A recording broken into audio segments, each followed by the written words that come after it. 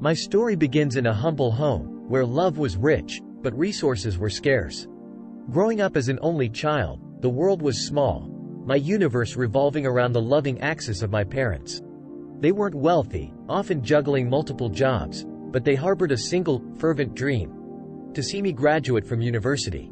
Despite the financial strains, my mother's smile was warm, and my father's resolve unwavering. They managed to save enough to help me step into a world they never could: college life. University days breezed by, and with a degree in hand, I landed a job in cybersecurity. It was more than just a job.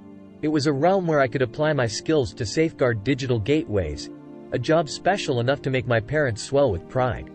Their sacrifices painted my every achievement, each success a tribute to their enduring support.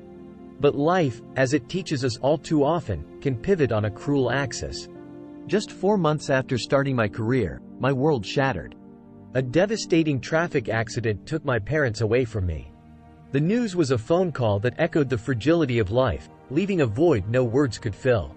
My mother and father, returning from one of their rare celebratory dinners, their treat for my job success, never made it home. The severity of the accident was such that it left no hope, no last goodbyes.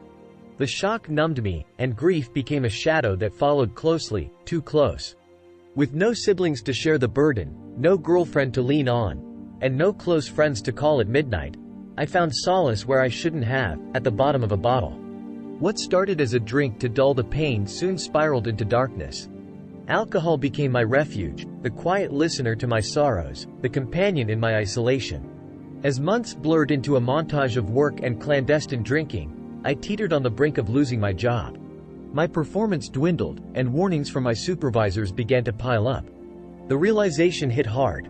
I was risking the very dream my parents had worked so hard for. It was a comment from a concerned colleague, an almost stranger, that sparked a change. "You're not alone," he said, seeing through the facade I struggled to maintain. Encouraged by his words, I reached out for help. I attended my first Alcoholics Anonymous meeting with trepidation, but was met with stories that mirrored my own, stories of pain, struggle, and importantly, recovery. These meetings became my new routine, replacing the lonely evening drinks.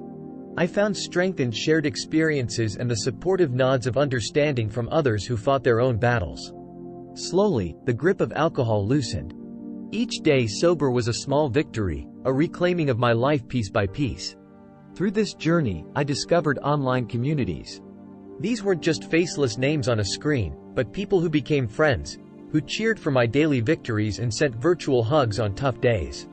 Their support led me to explore new interests, something purely for joy. I started learning to play the guitar through online lessons, my fingers awkward at first but gradually forming melodies that felt like conversations. Today, I stand not fully healed, but healing. The guitar strings under my fingers strum not just music, but hope. My parents' love, once a presence so tangible, now fuels my recovery from a realm beyond. They taught me resilience, and even in their absence, they guide me. This journey through the depths of grief and addiction has taught me that healing is not a destination but a series of steps, sometimes tentative, sometimes confident, but always forward. I share this story not to dwell on the past but to offer hope to those who feel engulfed by their own shadows. You are not alone. Recovery isn't just possible. It's within your reach, sometimes just a confession, a meeting, or a strum away.